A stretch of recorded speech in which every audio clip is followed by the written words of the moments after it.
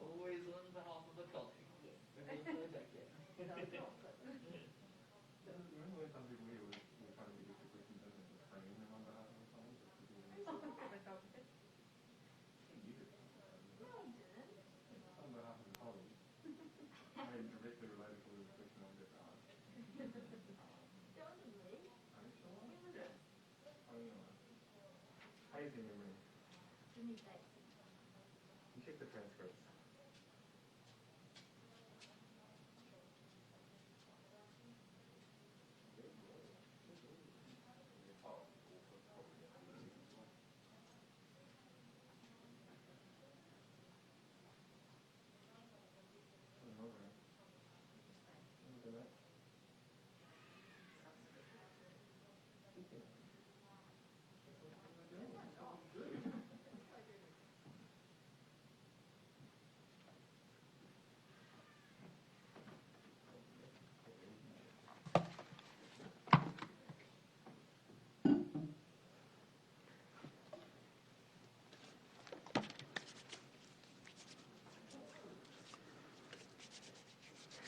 Kia ora koutou katoa, ngā mihi nui kia koutou. Welcome and good afternoon. Thank you for joining us today. I'm going to get straight into it today and begin by handing over to Dr. Bloomfield to give us an update on today's cases. Dr. Bloomfield. Thank you, Prime Minister. Tēnā koutou katoa. So today there are 20 new community cases to report. All of these are in the Auckland region. This takes our total number of cases in the outbreak to 922, and of these, 352 are now deemed to have recovered. Additionally, we have 3 new cases in recent returnees in managed isolation. A quick update on Middlemore Hospital, where, as you know, there have been several cases recently identified.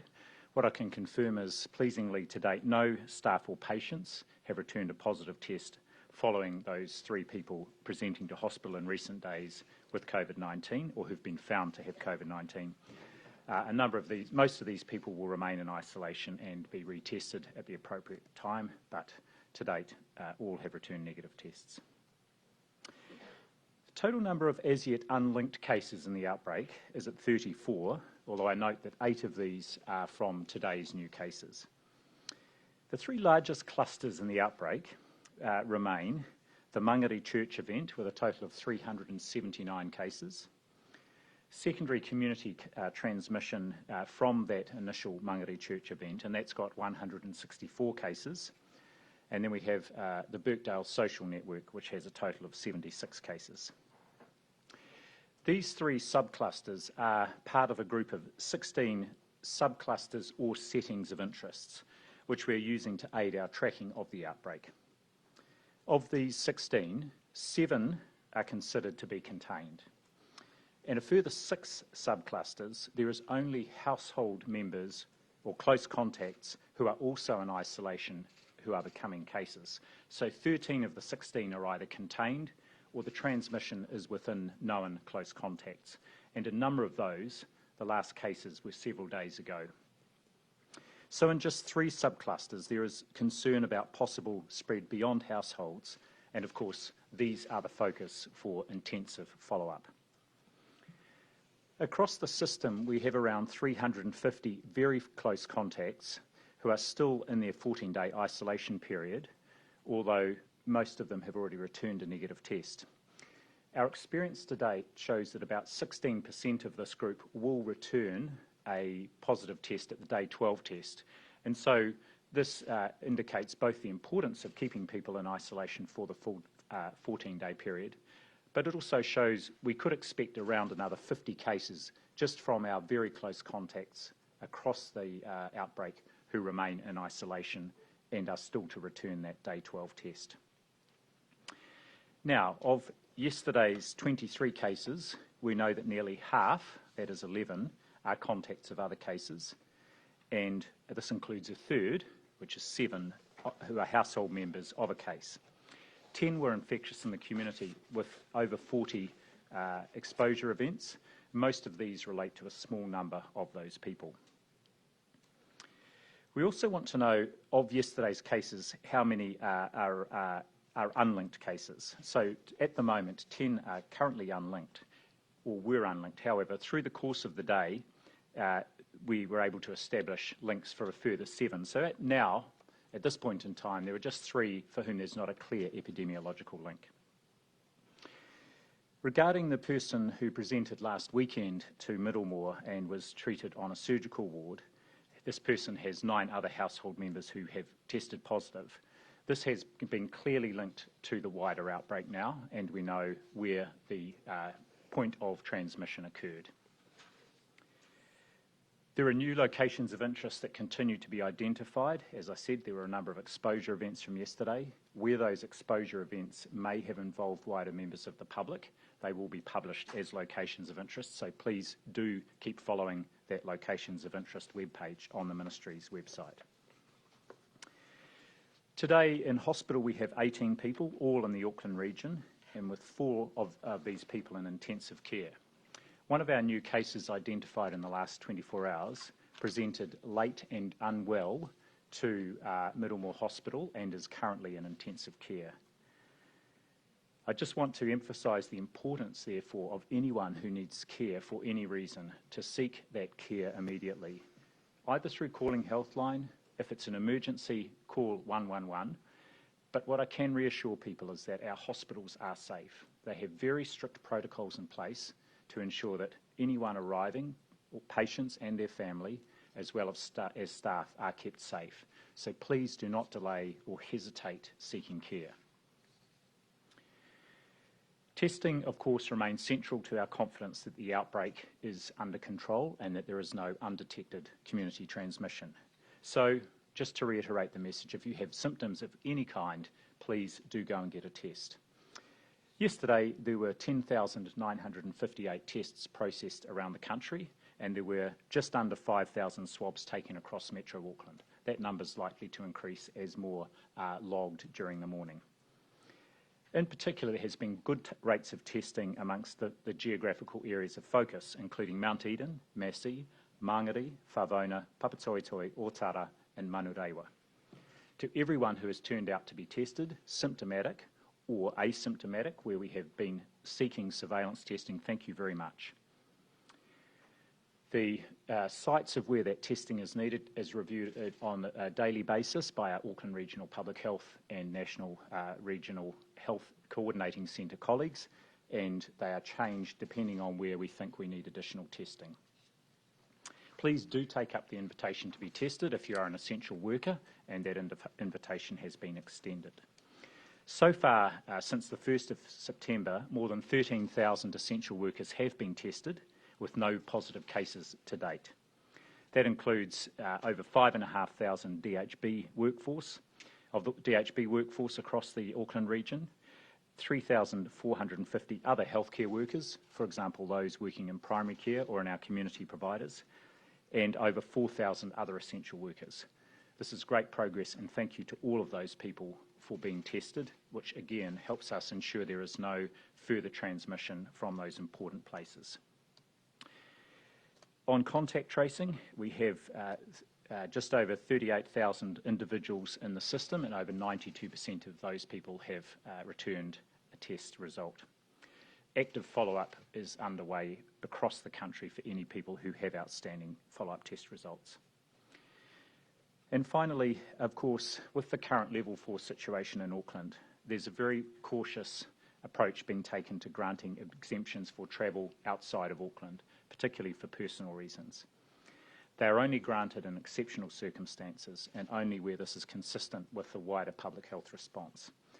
I just want to acknowledge and extend my gratitude and sympathy to those people who are affected by these very, very tight restrictions, especially those that may be wishing to travel for quite distressing reasons, such as attending tangihanga or funerals or visiting terminally ill whānau. But the ongoing public health risk of transmissible Delta variant is high at the moment in Auckland, and these restrictions are designed to keep everyone safe around the country and prevent any potential onward transmission. Thank you, and back to you, Prime Minister. Thank you, Dr. Bloomfield. I want to acknowledge how hard it is when numbers jump around as they have been doing in the last few days. And that is not a sign of failure. It's not a sign that what we are doing isn't working. It just means that Delta is harder. And the tail, therefore, is harder. But it's not impossible. Every day before Dr. Bloomfield and I come down to the theatre, we have a call with the team who are working on this outbreak on the ground.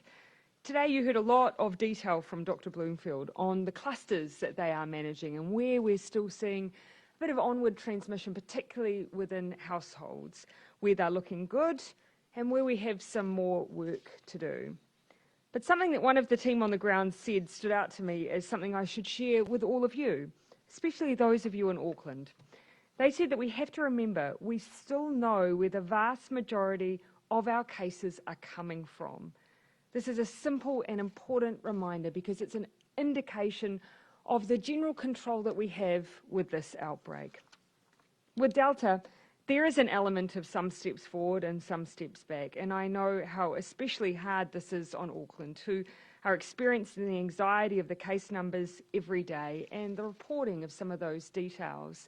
And I'll remind people that what often might be reported as a missing or unconnected case very often will be linked back to our outbreak, often with the help of science and genome sequencing that can take just a little bit longer. But we feel all of that anxiety with you as well. But our general direction is positive and our goals remain the same. Beat the virus, get out of these heavy restrictions, vaccinate. On that note, I have an update. You'll recall that this week we announced that we've finalised a deal for more than 250,000 Pfizer vaccines from Spain. These are now in the country. Today I can announce that we have also finalised a deal with Denmark for the purchase of 500,000 doses of the Pfizer vaccine. This will bolster our rollout throughout the remainder of September, where we had some constraint on the amount of supply we had, before the big batches we already had on order arrive in October. The delivery will be split evenly in two, with the first leaving Denmark early this week and arriving into Auckland from the middle of the week. I'd like to express our appreciation to Prime Minister Mette Frederiksen for making the doses available for purchase. Thank you to the Danish and European Union officials and to the team at Pfizer for their work helping finalise the deal. And thank you to the incredible work of our teams at the Ministry of Foreign Affairs and Trade, the Ministry of Health, MedSafe, Crown Law, Treasury, and to many others who have been working behind the scenes to negotiate this agreement. It has been a real team effort.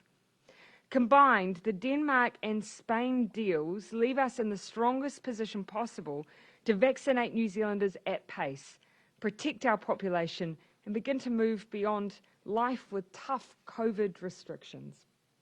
There is a vaccine there for everyone who wants one, for free, and it's available now. So please, get booked, get vaccinated, and be safe. It could literally save your life. You can see the difference vaccines are making in this current outbreak, but we're seeing it at an even much larger scale in places like the United States, where hospitalizations are so heavily dominated by those who are unvaccinated. But if your own health and well-being isn't enough to convince you, then do it for those around you. We know the vaccine helps break chains of transmission. It can make it less likely that you'll become infected and that you'll infect someone else. And indeed, that's what we're hearing from the tens of thousands of Kiwis getting vaccinated every day. People are being vaccinated for those around them, those they love, and the wider benefits it brings. And what a difference that is making. On busy days, we've been breaking daily OECD records for doses administered. And over this weekend, new drive-through and walk-in vaccination sites in Tamaki Makaurau saw the city reach an impressive milestone, 500,000 Aucklanders are now fully vaccinated. In the next couple of days, we are likely to reach 1 million first doses in the region. Thank you, Auckland, and keep it up. You are doing the very best thing you can do right now to avoid future scenarios like the one we're in. And so, if you're watching this and have not yet been vaccinated, here are a few options for you. There is capacity for 10,000 vaccinations a day at drive-through sites. These are the Park and Ride at Auckland Airport and the Trust Arena in Henderson. Please make use of these. If you're not yet booked for a vaccine, go this afternoon. There are well over 100 GP clinics in Auckland alone offering vaccination appointments. Check in at your local doctor's clinics for availability. Pharmacies are also available for vaccinations. If you jump onto bookmyvaccine.nz, you'll see that we have a new function which tells you the closest sites with available appointments, so you can assess where to go in order to receive your vaccination the fastest. Please book your slot today, or, as I say, drop into one of the drive-through appointments or drop-in centres and get it done as soon as this afternoon, no matter where you are in the country. We're now happy to take your questions. Benedict. Do these deliveries coming in from Denmark, does that mean it's full steam ahead the whole way until we get to the deliveries Absolutely. in October? There is nothing holding us back. We now have the supply that we need to keep up what has been record-breaking levels of vaccination in New Zealand. So my message to everyone, there's no reason not to come and receive your vaccination today. Yeah, and all these case numbers, you're talking before about them jumping around. Yeah. And last week they were trending down. Yep. People were getting excited about maybe a move out of level 4 for Auckland and then back up into the 20s. You know, Professor Michael Baker, Rodney Jones telling us, you know, they're kind of gutted with that, with those higher results coming. Does this kind of rule out a move down? So what I don't want to do today is speculate on advice that we haven't received yet, because literally our public health teams use all of the data they receive right up to the minute that we make the decision. So we're making it based on the best information possible. I would just remind people that within some of those numbers, you'll see that often we are still seeing household contacts coming through. And as Dr. Bloomfield has said, we've even gone out and looked at how many close contacts we have who aren't yet required to have their day 12 test, and we do still expect a proportion of them to come back with COVID. Now, they're all safely isolated, but it does give you a bit of an idea that we do still expect to keep seeing those numbers. We still expect to keep seeing that tail. You're going to give a bit more detail about those 3 subclusters still causing problems. Just in terms of, is there anything people should know about those locations that might help you get it under control?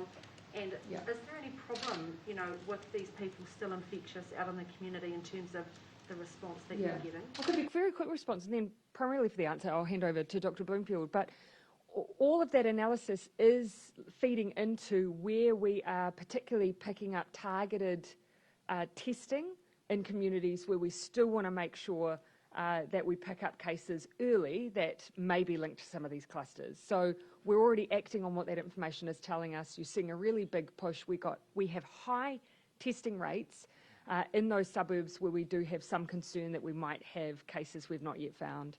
But one of the things that I'm noticing a big difference around is that even if, when a case first presents, if we're having a bit of a hard time connecting it, the genome sequencing is often telling us where it docks in and telling us whether or not there's much we've missed in between. And that has been a real game changer for us and is also helping us as we continue to narrow down the mystery links. I'd agree with what the Prime Minister said, and 2 additional comments. First of all, excellent engagement from the groups who are involved in these clusters. So we got quite a lot of detail today from the team in Auckland about the nature of the engagement and what's been going on around testing and follow-up, and also, of course, people being moved into quarantine or managed isolation if they can't isolate safely at home. The second point I would make, whilst there was yesterday there was a number of exposure events in the community, over 40, only 4 of those occurred after someone had been asked to or should have been isolating. So the vast majority of these were just from where people hadn't known they were either a contact or a case. Isn't 4 a concern, given, you know, where these clusters are at in Auckland, or where the outbreak is at? Wouldn't you expect people to be compliant? Well, it's one piece of information. Remember, this is retrospective, and what's important now is the degree of engagement and cooperation there is to make sure that we're getting to the bottom of whether there are any other contacts there, and as I say, very good engagement around that, and preventing the further onward transmission. So hence the other focus for very intensive effort. Because when Cabinet, looks at the criteria on the down tomorrow Yeah. for Auckland and the rest, you can't really say at the moment that there's no undetected community transmission. Yeah. Not a So we are still, and you'll see, we are still reporting what initially are unlinked cases, and sometimes those unlinked cases might be several all in one household. And then by the end of the day, often by the end of the day, we are establishing links, and when we aren't doing it at the end of the day, we're often able to through genome sequencing that takes a bit more time. The issue, though, continues to be that over the course of that period, those are people who may have popped out to a supermarket because they've been allowed to, have not known that they are a case, and do present some exposure events. The vast majority of those have been those things that you would expect people to be doing. But because it's Delta, anything like that does give us cause to be concerned and to constantly contact trace around those as well. You're feeling that there is undetected community transmission that isn't quite under control, or that there is the outbreak, but it is the lag in terms of contact tracing and testing as fast as that is moving. That's where the... Yeah, I'll just repeat again what came from our team on the ground. And that was, the vast majority of these cases, we know where they are coming from. But you always want to do more to assure yourself, because we are still seeing some that are coming through that are unlinked, that are taking us time to make a connection, and that presents risk. So the only additional comment I would make is, and what is really clear, there is no widespread community transmission in Auckland.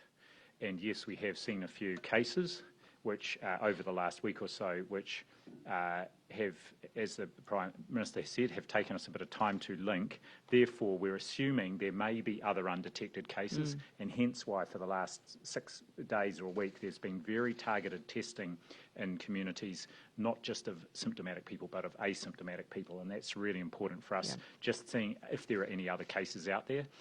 The volume of testing is reassuring, but we need to keep that going over the next few days. And the one final thing I'd just say, that though we've got roughly 30 or so unlinked, there are actually a handful that we're really honing in on, and that's because they might have been later on. The number of possible links to the case are a bit more difficult for us to immediately identify.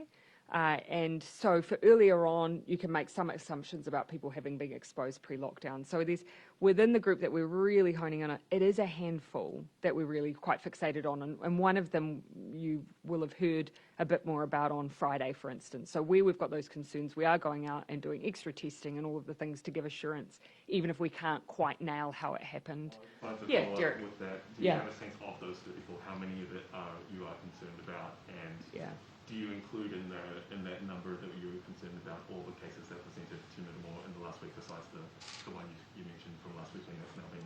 Yeah, so we've taken immediately out 8 as a result of that linking. Sorry, 8 is a totality of the cases, but 1 unlinked, Yes, so some of them are old, and even though they remain unlinked, it's not material in terms of outbreak management and concern about onward transmission, so they're more than 14 days. And some of them we may well never link. Yes, those Middlemore cases are ones that we have been following up, or that the Public Health Unit has. I talked about the gentleman from last weekend, and they've now made the link there very convincingly. Likewise, the one that we talked about on Friday, they've found through the genomic sequencing a link back to the original Mangere Church cluster. And then it's just trying to find out exactly what the person-to-person transmission was from that. Of those 34, do you sort of have a sense of how many of them among them that are, as you say, that you're trying to own into? I would describe it as a handful. It's a smaller number than, well, obviously it's a smaller number than 34, but I'd describe it as a handful. And some of those you hear us canvass a bit, where we need to really test some of those that help with the source investigation through some wider testing. And you can see the suburbs that we're honing in on. That's where we have a bit of a connection to some of those areas where we might have concern too. Is there, Dr. Bloomfield, that there might be contacts who were not staying at home when they should have been? Has that been what's been happening in the last week, or even if it's just a minority? Look, I don't have the detail, but very often you'll have more than one exposure event associated with one person. So it may have just been one person, and there may well be good reasons for that, or it may well be that is then identified, and hence it informs the decisions around who needs to be contacted. Of course, the imperative thing here is that we get accurate information and honest information, and if people have been out and about, and it's been very unusual actually over the last week or two, then it's important for us to get that information so we can find any potential contacts. Jason. Just on vaccinations, you've made quite a deliberate push this afternoon for people to get out. In fact, I think you said if you've got time this afternoon, get out. Are you looking for just, at one point our record vaccination was about, I think it was 90,000 a day. Are you looking for just day after day after day of about 90,000, or are your ambitions even higher than that from now on? I haven't set a figure for daily numbers. I just want us to get it done. I want people to be vaccinated as soon as possible, because that's the best way that we can protect them. And it's also the best way that we can build in an extra layer of protection that means that we don't have to use things like lockdowns in the way we have in the past. So that's why I keep pushing. I want us to get it done. Just some stats for you. As at 11:59 p.m. on the 11th of September, roughly 68% of people aged 12 and over had at least one dose. And we have 34% of people aged 12 and over who are now fully vaccinated.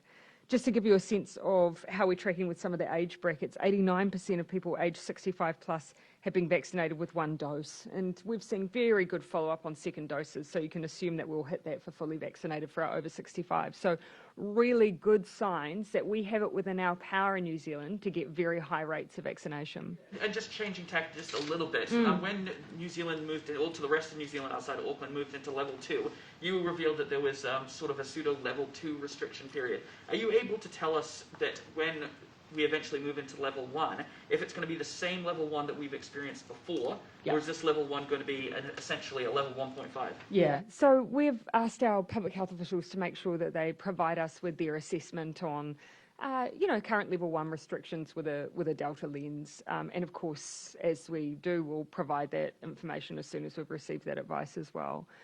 But you'll see, even with the 2 changes, we've stayed within the framework. So what was changed was just that the number of people that were able to gather and a bit of extra distancing for some of our public facilities. So generally, we stick to those frameworks. If there is a change, you're going to have a big lead-in time to give enough time to let businesses and people know that if there are going to be significant changes. Look, that's always our endeavour. But of course, we also have to use the best available information and advice when we receive it. But I hear people; they want to know as early as possible. One thing that you can expect, of course, is that the scanning requirements they keep ticking along. Yeah, I'll come in the front. Oh, forgive me. Sorry. That's right. What more do we know about the 3 Middlemore cases that were announced last night? Is there any connection to a subcluster, linked or unlinked? I don't mind. I'll pass to Dr. Bloomfield on those. So that was the. Forgive me, I'm always not sure whether or not I have all of the information that's in the public domain. So I'm assuming that the 3 Middlemore cases include the gentleman from last weekend, the one we announced on Friday, and then there's been some publicity over the weekend about someone who was seen in on the maternity unit there during the week. Now, just to confirm, that person went in and was assessed. They didn't go in and give birth. And I've commented on the first 2 of those already. On that third one, we're just collecting further information. There's nothing more to say around the possible link to the wider outbreak, but that information will come through over the next day or so. In locations of interest where there have been high levels of transmission, will you be particularly encouraging people to go and get tested? For Auckland, generally, we will keep asking people, if you're symptomatic, please get tested. But as you've heard Dr. Bloomfield say, there is not a view that we have widespread, undetected transmission going on across Auckland. We do have a few clusters where we continue to want to really focus on those communities, and those are the areas where we have already stood up good testing, surveillance testing, and we have some good numbers coming through. But anything further, Dr. Just to pass on one of the comments our public health colleagues in Auckland made this morning, is that we don't seem to have seen transmission from people who are judged to be casual or casual plus or casual contacts rather than those who are known close contacts. So that hasn't been a feature. So we have seen high transmission rates in households. Again, that's replicating the experience we've seen in other countries, and some transmission to other close or very close contacts, but not so much that casual, fleeting transmission. We haven't really seen any cases arise from that. Dr. Bloomfield mentioned some of the areas where we're doing quite high rates of testing earlier on in his script as well. So. Absolutely. And are you aware of any essential workers who've tested positive in the last few days?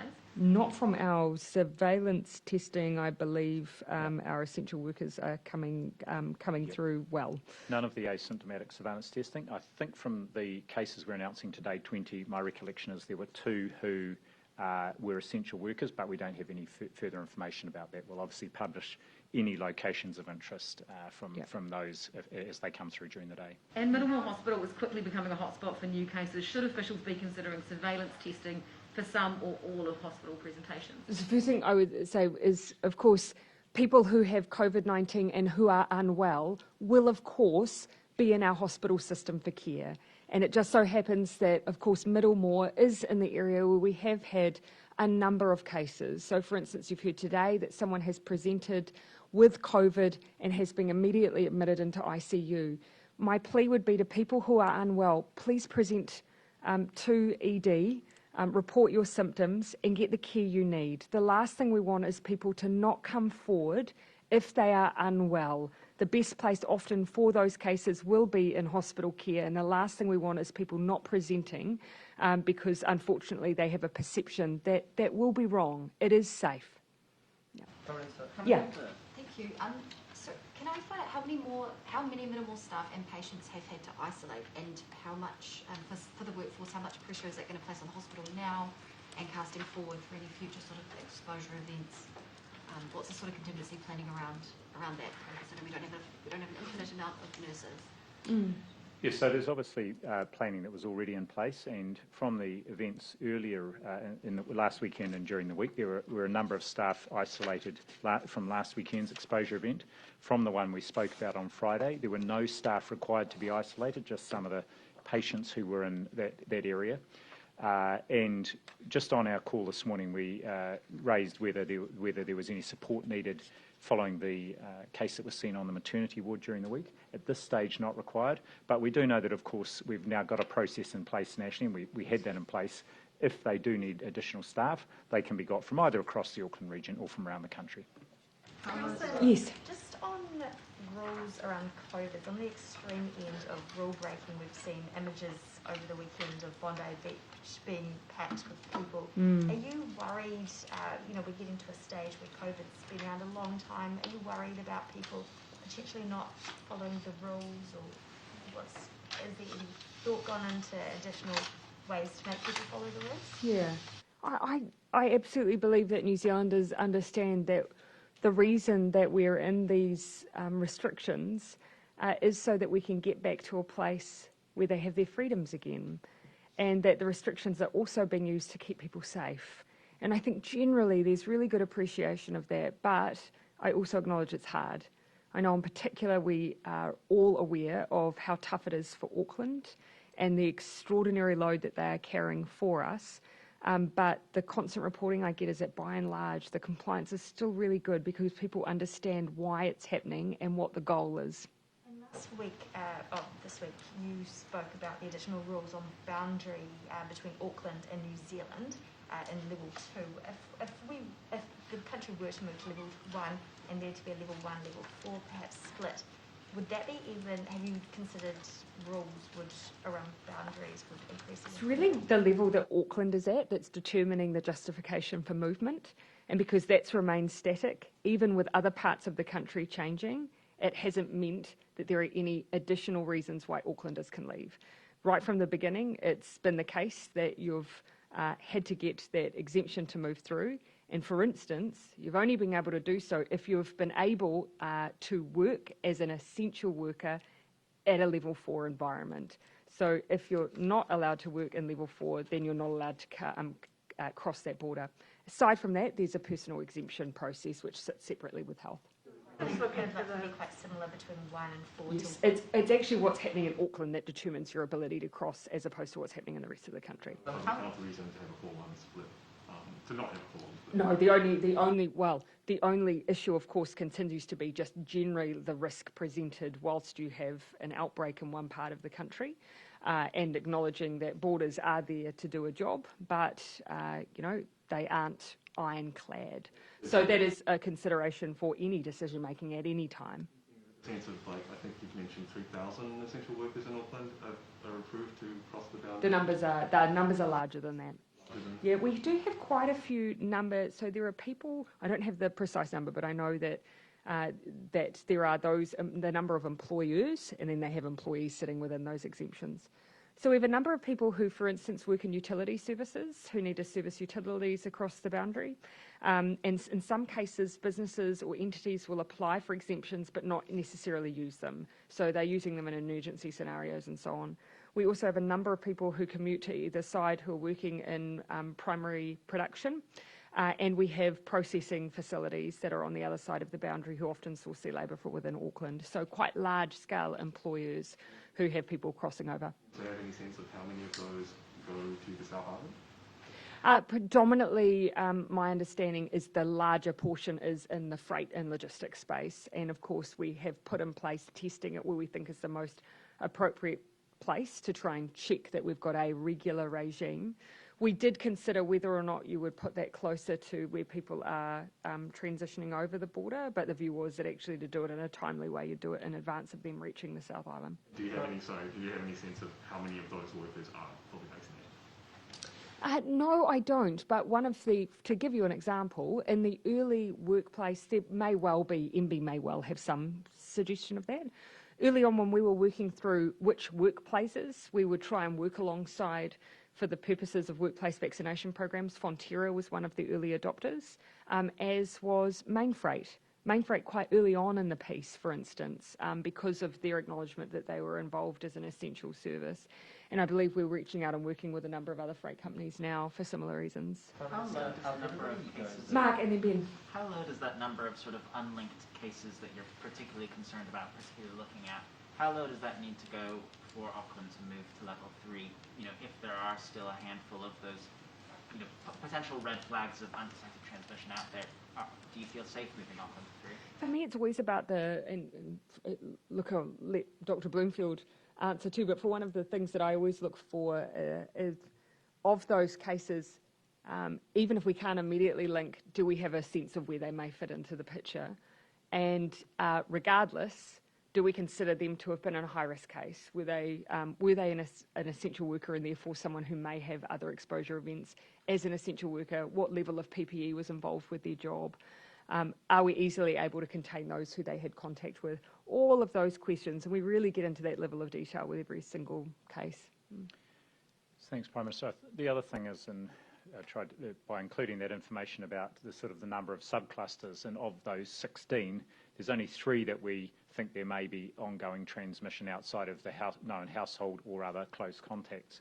So it will really be seeing the extent to which, and even just in the last 24 hours, there's been a lot of information gathered, a lot of progress made.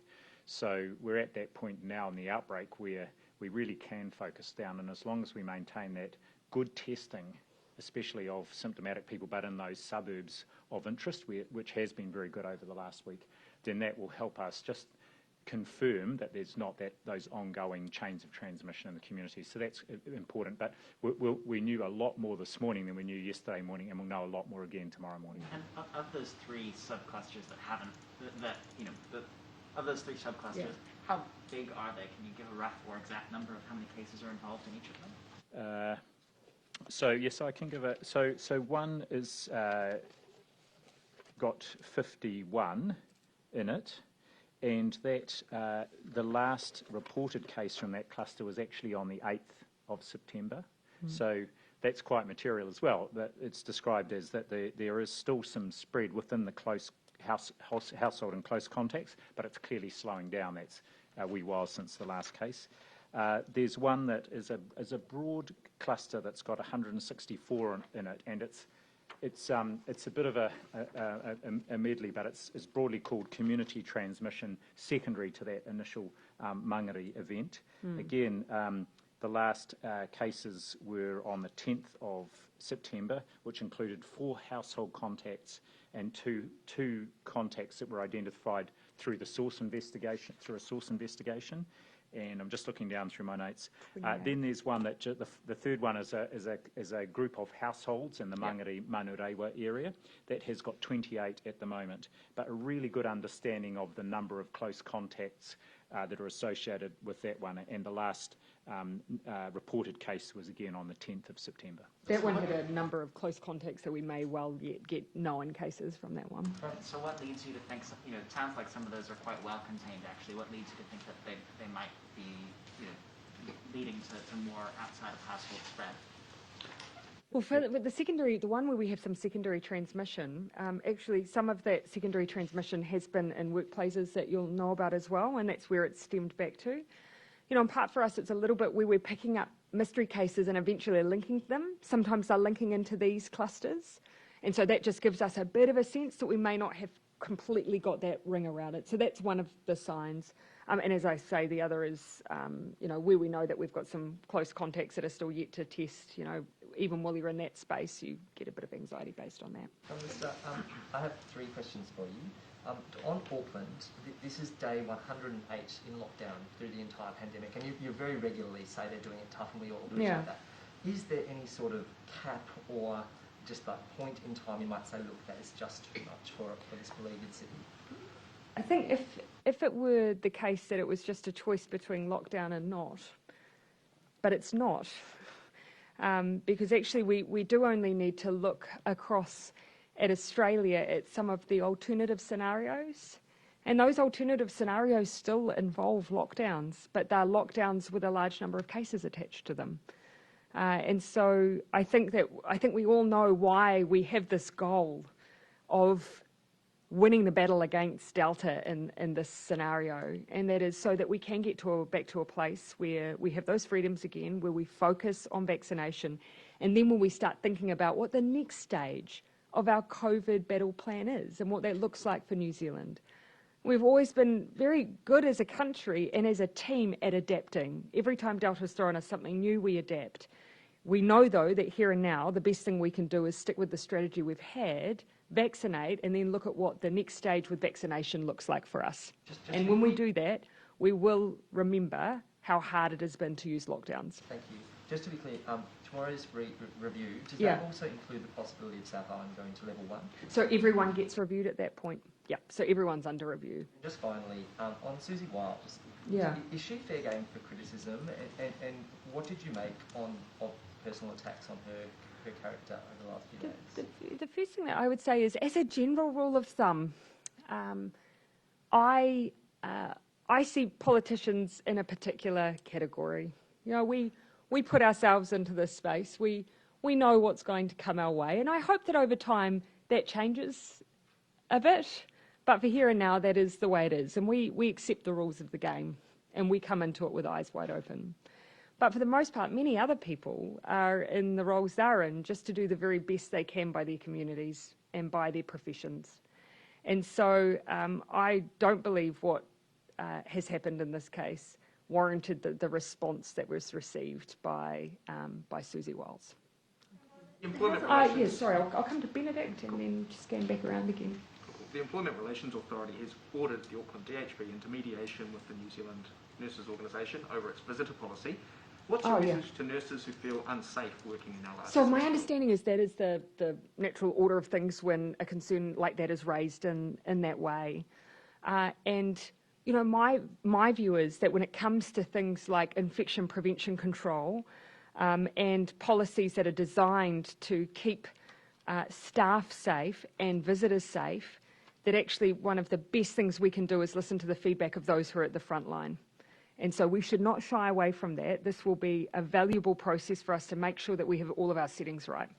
Comfortable with what Auckland Hospital is doing? It does sound like they've got the most relaxed visiting policy in level 4. Yeah, and it's not for me to determine a hospital's infection prevention controls, so I'll come over to Dr. Just one additional comment. I mean, Auckland Hospital is a large hospital, and I've just been looking through the revised visitor policy, which was sent out to DHBs and discussed with unions late last week, and I know there's going to be an ongoing process set up to keep revising that.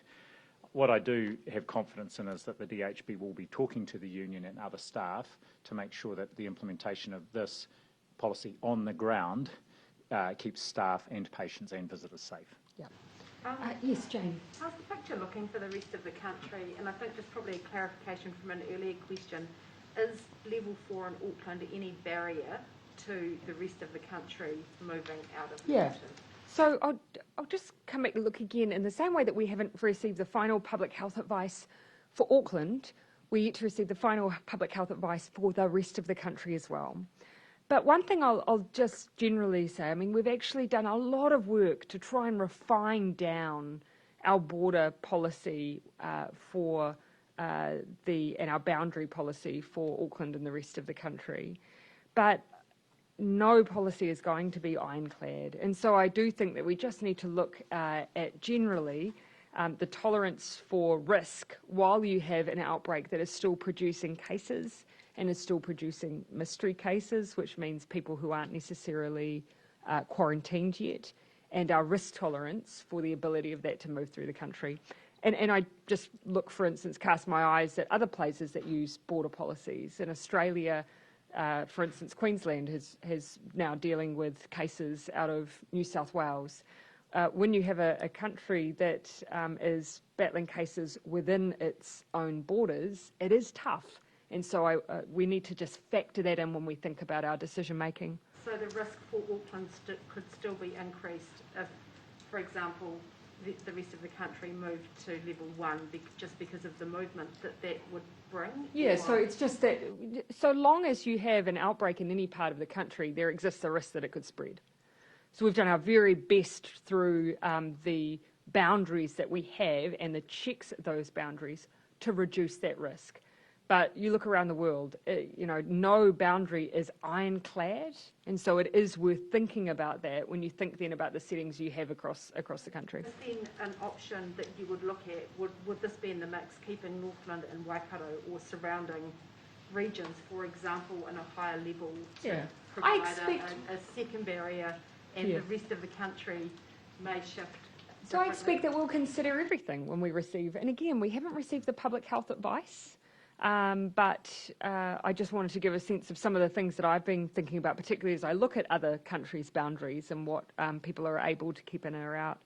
But the other thing I'd say is New Zealand is a place where we have a large amount of movement. Every time we move alert levels and we need to give people a chance to get home, it took us 48 hours to put on enough planes to get some people out of parts of the country that they were in. We have a lot of freight movement. We have a lot of essential workers who, for very good reasons, have an ability to move.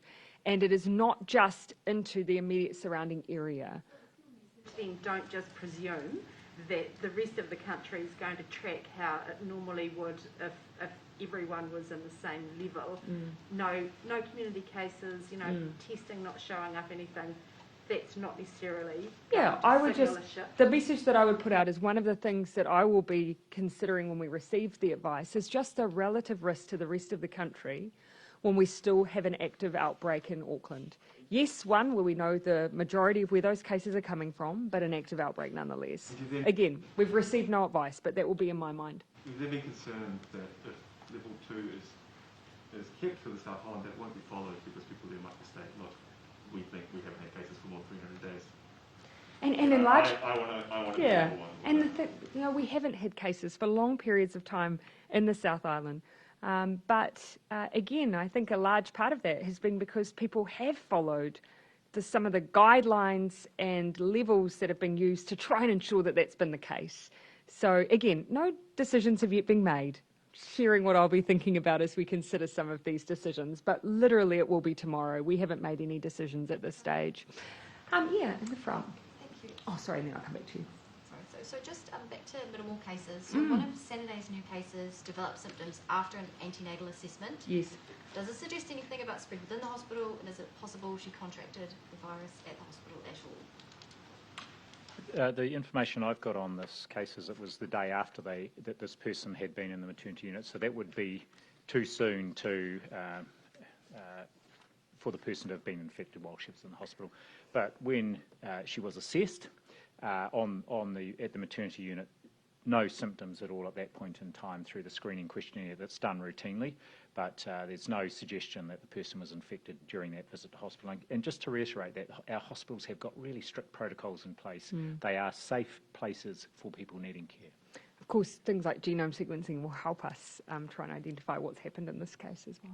Yeah, I did say I'd come to you, yeah. This is a question for a colleague, and I apologise, there's a bit of context that I just need to give you. So Sure. News Hub has interviewed an Auckland woman who was a fully qualified dentist in India but needs to sit an exam here to have her qualifications recognised in New Zealand. Yes. She's given us permission to talk to you about her case.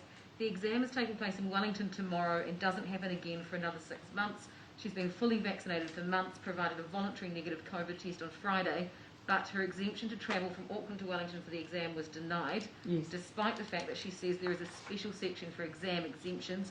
She gave up her job to study for this, has been studying for months, and says this isn't fair. She believes she met the criteria for an exemption. Why was she denied?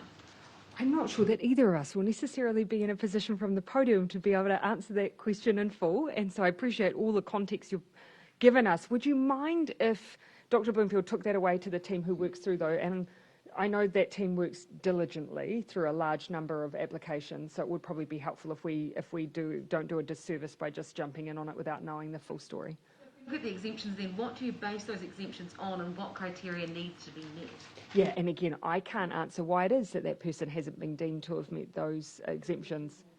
What criteria needs to be met? You said there were very few. Yeah, well, the criteria are very explicit on the website, and our team has assessed several thousand. The approval rate is under 5%, so it's very, very tight. And as I mentioned during my opening comments, that includes people wanting to travel to funerals, tangihanga, to visit dying relatives. I know the team work really diligently on each one of those exemptions and requests and assess them all on their merits. In this particular case, I'd need to go back and check them. We can do that for you, though. Yeah, what would your advice be to that woman? Well, I wouldn't necessarily want to give advice until I know just really what happened with that application and some of the reasons for that. Again, I don't like to second guess the job of the people who have everything in front of them. One more question, sorry, for one more colleague. Has any consideration been given to helping the New Zealand Warriors support staff get home? That would be a very good question for our Minister for Sport and Recreation, who's sitting in the third row of this theatrette, who is not mic'd, and I'm sure that he could probably give you a response straight off the bat after this. In response to the terror attack Friday week, in terms of Cabinet and consideration tomorrow, whether it's legislation before the House or anything else that might be looked at? So there are some ongoing decisions that need to be made. You'll know that the legislation has been reported back. It went through its consultation process, and of course there'll be a few outstanding matters that will need to be resolved, some of those that were actively considered and really canvassed by the Select Committee. So I don't have anything to report yet. The second question that we are still yet to make a final decision on is the question of an inquiry. In part, that will need to wait until those agencies who have powers of inquiry over this area or jurisdiction provide a bit more information over what they intend to inquire into, because it could span, for instance, even as widely as the Ombudsman, given the role of corrections, the IPCA, the coroners, and the IGIS with the security agencies. But other elements of the counter-terrorism legislation bill that you're looking at tomorrow, before it comes back to the House, is there more work that's needed, apart from expediting? We've already had some initial conversations and sought some additional advice. We'll continue to consider that and use the time we have between now and when the House comes back to consider the legislation. To anyone who has concerns over changes being made in what has been characterised by some as a rush process, I would push back against that. It has been at Select Committee for a number of months. Public submissions have been made. The department have reported back on those. And now we're going through the process that you'd usually see with Cabinet giving a view on any changes that might need to be made as a result. Yes, in the front. I mean, Derek, I might have been finished with you. Just on at the number of babies who have contracted COVID during this outbreak. It's the number of babies, or yes, children and babies. It's continually quite shocking every time I hear about this. Do we have any latest numbers of the amount of under 5 perhaps, or under 1s? Yes. And also, have they been exhibiting different symptoms, or what's the level there for them? My recollection is that we had a couple of days ago 120 under 9s, but that's off the top of my head. For any additional symptoms or other issues, I'll pass over to Dr. Bloomfield. But one of the big takeaways for me is that vaccines aren't immediately available for children. And look, we hope in the future that that will change. But for now, the people who have the greatest responsibility to keep our children safe are us. By being vaccinated, we protect them. The only information I've got at the moment is just in front of me here is 0 to 9s is 141, but we can come back to you with the under 1s and also any information about symptoms and presentation. I was 20 shy. Derek. There are, for the last number of days, the number of contacts yet to be formally, just to sort of seem to be? That are yet to be formally reached, are still around about 5,000 contacts. Oh, that's... Of the 38,000. Is there a concern or a big question mark over that, or they just sort of like the stragglers who are just not... And so whereas, for instance, for the reporting for our close contacts, the ones that we actually are tending to see the cases in, we are still well within the metric that we use, our target metric for reaching those individuals. And there are a much smaller number, of course, too. But some of those 38,000 will be from those larger, much larger events. So 2 comments. One is the team actually had a look at that, about 5,000 partway through last week.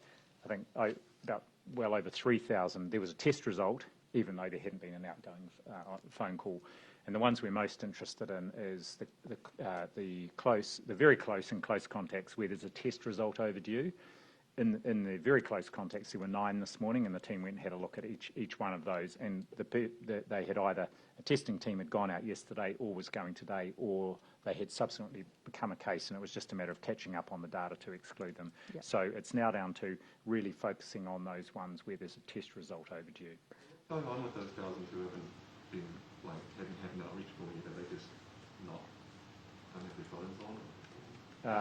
I just have to come back to you with a bit more detailed information. Happy to do that. Yeah. And finally, there's a number of websites have been, not mainstream media sites, but other sites have been talking about deaths among teenagers after getting vaccinated. Are you aware of this, and can you speak to that, and whether there's any validity there or a warning for the public not to take those? Yeah. So we've been advised that in that particular case that there is no link.